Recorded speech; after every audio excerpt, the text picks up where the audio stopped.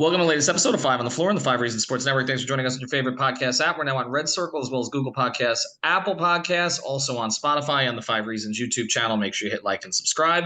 And check us out on 5reasonsports.com. Spell that one out. We don't have a paywall. And Playback. If you haven't joined us on Playback yet, we post it all the time on our 5 Reasons Sports Twitter feed, but you can also find it at playback.tv/5RSN. That's playback.tv/5RSN. That's where the stream is there for you to watch, just like if you were watching it on television.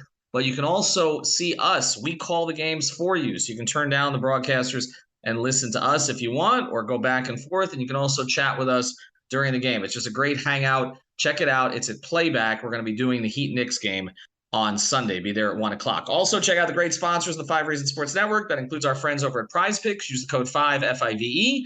Get that initial deposit matched up to $100. This is our official fantasy sponsor of the 5 Reasons Sports Network. Just rated the #1 fastest growing sports product in the country. Find out why. And again, you can play more than just the NBA. You can play the MMA, NFL during the season, of course, or even the futures, NHL, golf, tennis, MLB. It's all there. So go to prizepicks.com, the Google Play Store, the Apple App Store, download it, use the code 5FIVE to start, deposit, and then get a match on your money. And now, today's episode. Down to Biscayne. Yikes. 5 on the floor, ride for my dogs. Where here's the thing, you can check the score. Hustle hard, couple scars, wearing bubble frauds. Just like Butler said, you in trouble, y'all. Kept the floor playing, got it all banned. Y'all seen the block, stop with one hand. And Pat we trust, it's power, have the guts. We're here to bring the heat, y'all can hang it up. Welcome to 5 on the Floor, a daily insider show on the Miami Heat and the NBA, featuring Ethan Skolnick, Greg Sylvander, and Alex Toledo, plus others from the 5 Reasons Sports Network.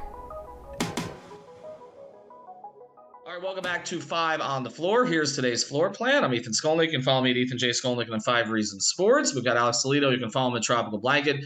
We're going to give you a little bit more as we head towards the second round, the Heat and the Knicks, Sunday, 1 o'clock. I'll be there. We'll have coverage from the arena. We'll have pregame show. We'll have spaces during the game. We'll have playback during the game. We'll have a postgame show. Total coverage from Madison Square Garden. The Knicks are slight favorites in this series. Now, Alex and I did not prepare this beforehand. We're going to do 5 quick keys to this particular series, okay? So we're going to go one, then the other, then one, then the other, then one, then the other. Well, there won't be one, then the other. At the end, we'll do the final one together.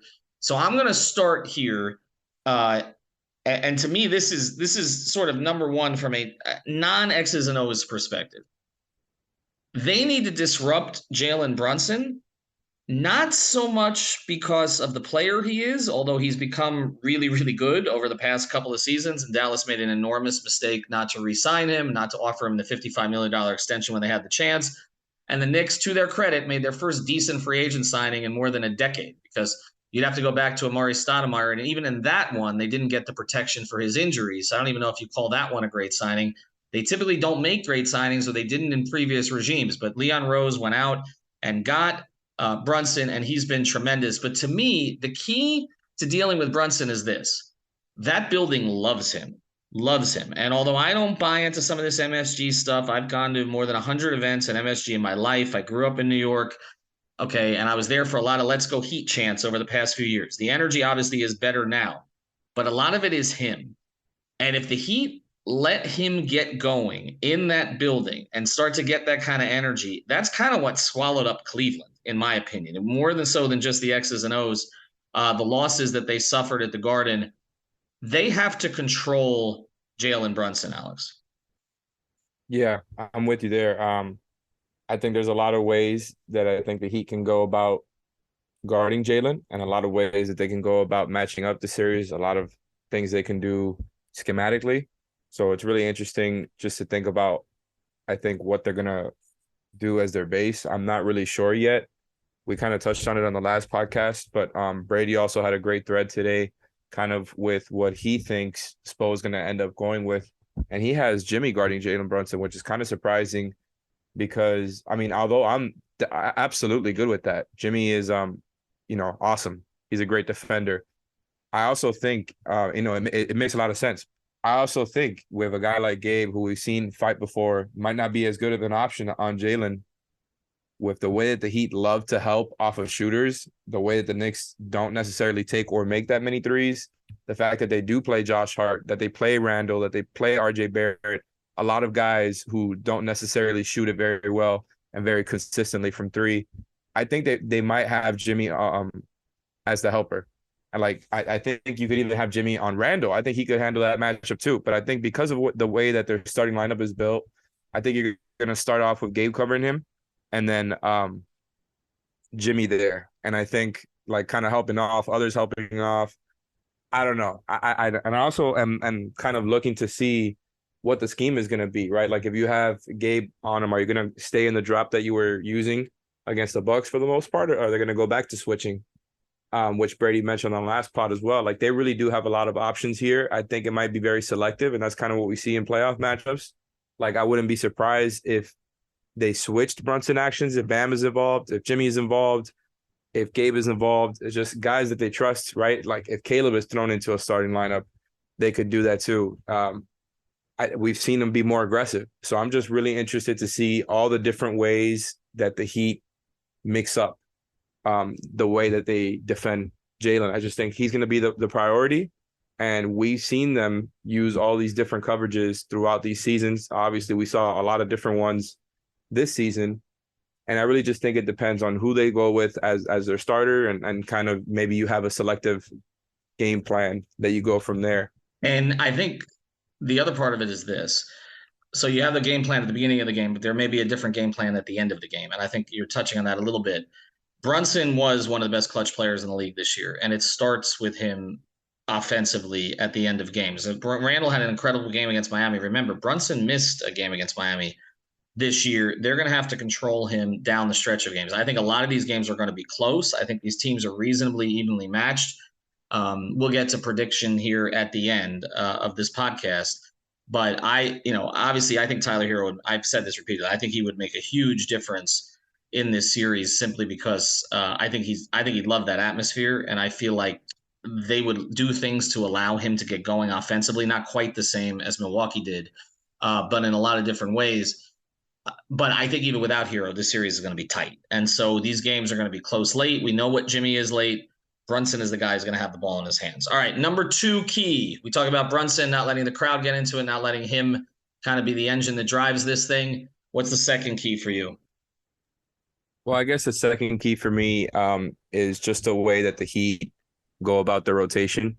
And I'm trying to be broad here because I know I mentioned that I kind of touched on it there in the first answer as far as the different things they do depending on who they start. And that's, I'm very interested to see what happens because they've had something really good going with Caleb and Kyle coming off the bench. They obviously went and started Love and during the Bucks series, and it's just really interesting because the Heat had actually a plus 30 net rating with Jimmy off in the Bucks series, which is absolutely dominant. Of course, it's a fraction of the minutes with Jimmy actually on, right? But in those minutes where Jimmy was not on, those units were fantastic. So I'm interested to see if Kyle and Caleb, specifically those two, continue to come off the bench because I think there is a chance Caleb gets inserted into the starting lineup here. I mean, I could kind of see it going either way.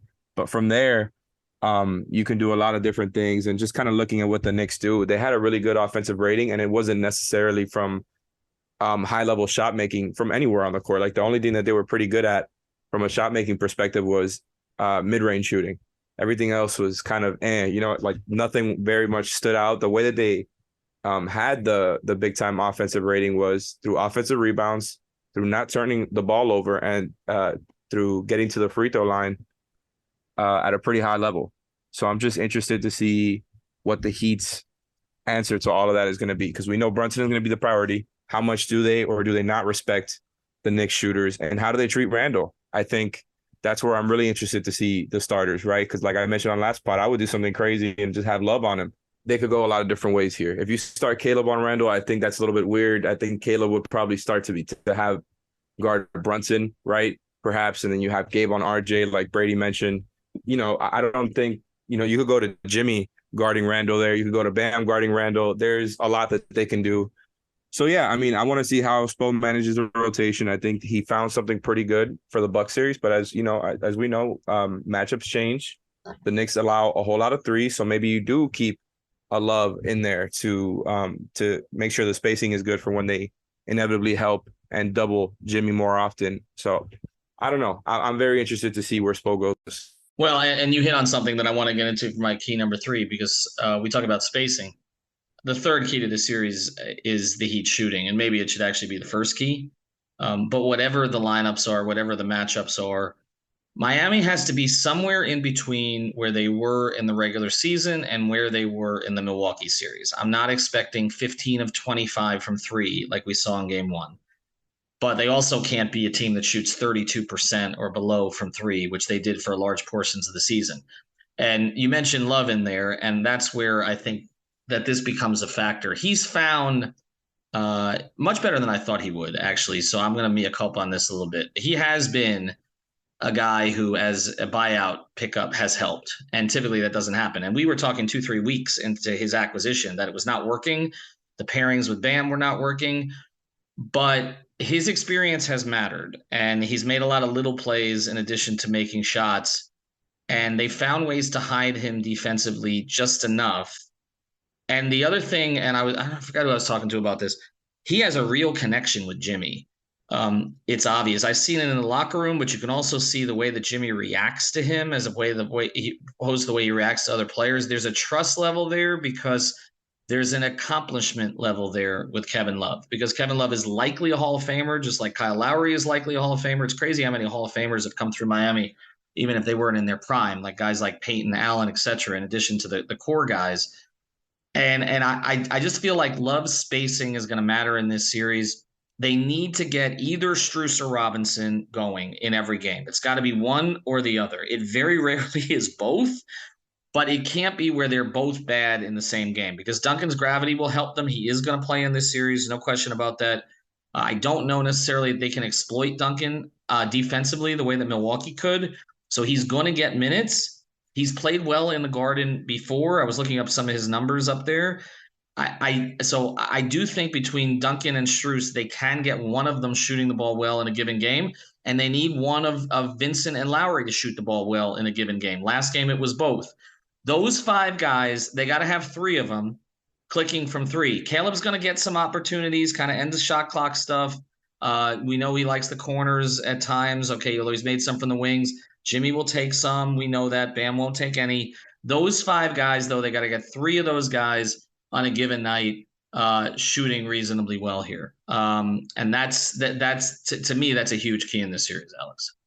No, I'm completely with you. Like, I just think Duncan and Max getting going is huge. I think the team shooting continuing is huge. And that's kind of what leaves me a little bit nervous, right? Because I do feel good about the series overall. As somebody who, of course, would want the Heat to win, as somebody who has to do content for the team over and over and over. I want this run to keep going. It's been a lot of fun. And I think like they have a lot going for them.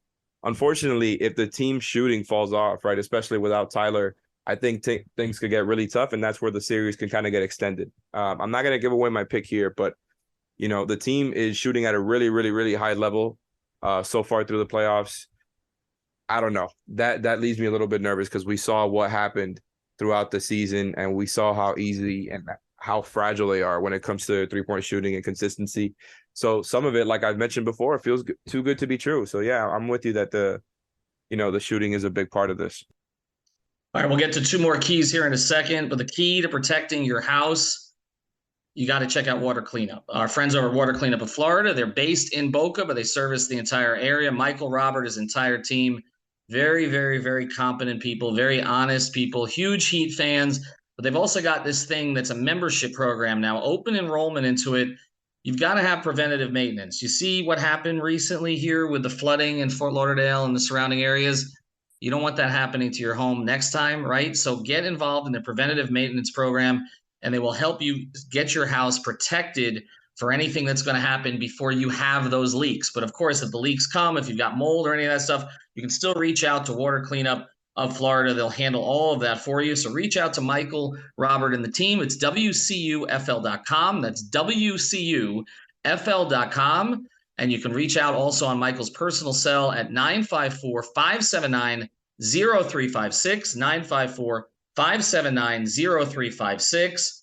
I'll leave this one to Alex this time. If you've got the schmutz. They've got the guts. Oh, my God. That was weak. Greg, I'm going to have Greg grading you on that. That's right. It was better than Brady's. I was not even ready for that.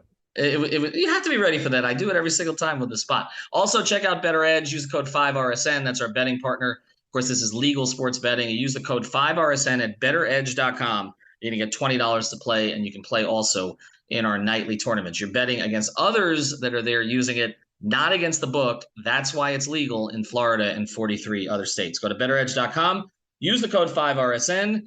We've got shooting. We've got lineup situation. We've got keeping Brunson and the crowd under control. Number 4, Alex. So for me, this is a little bit of a broader one, but just because we mentioned Brunson already, but keeping the team under control defensively, right? Because I do, like I mentioned before, the Knicks offense is not one where they're a high-level shot-making team, but what they do is just a whole lot of ISO stuff. We've seen that in the matchups this season. And yeah, like Jimmy's killed them this season, but Josh Hart was acquired at the trade deadline. There was a Knicks fan who I think pointed out today that in the times that Josh Hart has guarded Jimmy Butler this season, whether for the Blazers or for the Knicks, he held him to like 6 of 22 shooting, I believe was a stat. I don't have it in front of me. And he had the film there to back it up. And, he did a good job. So I'm not saying that Josh Hart is Jimmy stopper or anything like that. But if he does a better job than Drew Holiday, and on top of the Knicks also just sending more help, more outright doubles perhaps on certain parts of the court, it could be a tougher series for Jimmy, and that lends back to the shooting stuff that we also talked about. But on the defensive end, I just think they have to be they have to come out with the same focus that they came out against the Bucks, where the Bucks game plan was more about stopping Giannis is ahead of the snake. This one is Brunson. But like I said, they're not a team that's going to kill you by moving the ball around. So I think you kind of take them out of their game by overhelping. And like I said, that flows right into what the Heat like to do. They have the Knicks do the lowest assist percentage in the league. They don't turn it over, with the 5th lowest turnover percentage. But it's not a team that's going to beat you with just a whole lot of passes and crisp movement, right? Like they have guys that can pass the ball, but kind of all of their best players are more about getting to their spots and working somebody one-on-one. When you talk about Brunson, Randall, even Barrett, right? And so I think you got to hold to your game plan, whatever it is. And I think there's going to be just a whole lot of overhelping involved, whether they're switching, whether they're dropping. It's going to be a very aggressive defense. And if that isn't on point from start to finish, it could be tough. Like you just don't want to see them come out with any sort of complacency that you saw throughout the season, that you kind of saw in game 2 and that you saw in the Hawks playing game. And I think a lot of that is going to be shown on the defensive end there, because I think if you contain them with just a lot of aggressive defense and make them pass the ball around, the Heat are very good at rotating. They're very used to rotating, very used to playing this type of defense. The problem is the Knicks are just an awesome offensive rebounding team. We knew that the Bucks were too, but like if Bam is constantly having to come out to the perimeter and stays on the perimeter, it could get ugly. And so I think if the Heat are not very sharp and if there's breakdowns, you could have a couple bad big time offensive rebounding games for the Knicks. And so I do feel like, we're right back into what the Heat have talked about all season. It's defense first. And I think that's kind of what they have to stick to, because some of the offensive stuff is not that sustainable. You make a great point about the defensive rebounding, because I think that's the key to the defense in this series. They have to keep Mitchell Robinson off the boards. That he destroyed Cleveland, and Cleveland has a much bigger front line, more versatile front line than Miami does beyond Bam. And so a lot of this is going to come down on Bam if Mitchell Robinson is getting offensive rebounds, but it's not just about Bam. They got to close these possessions. They got to box out the guards. That's one of the things they miss Hero with, is because he's very good on the defensive boards. The other guys are going to have to rebound. Lowry, Vincent, Caleb, they're going to have to rebound and help Bam, because otherwise that becomes a problem. All right, our last one here, and we're going to do this. We're going to do this one quick. This is not so much a key. It's just a prediction, okay? We got a 24-second clock for both of us. You ready? Should I go first or you go first? Go ahead. All right, here's the thing. I'm picking the Heat in this series. And that probably is a bad thing for Heat fans, because I had the Bucks in 5. And obviously there were a lot of strange circumstances in that series, but I'm going to mea culpa on that one, because obviously I was wrong. I think Jimmy's going to be electric in that building. And I looked at his numbers today. He only averaged 11 points in the 2 games at MSG. this season. But the previous 4 games with Miami, he did average 23 on 48% shooting. I don't think that building is going to be too much for him. And in fact, I think it's going to be the opposite. I think he's going to feed off of it. I think they're going to steal one of these 2 games in New York. I actually think it's going to be the first one. I think they're going to win Sunday and set the tone in the series. And I think they're going to end up winning this series in 6 games, coming back to Miami in about a week and a half. Alex.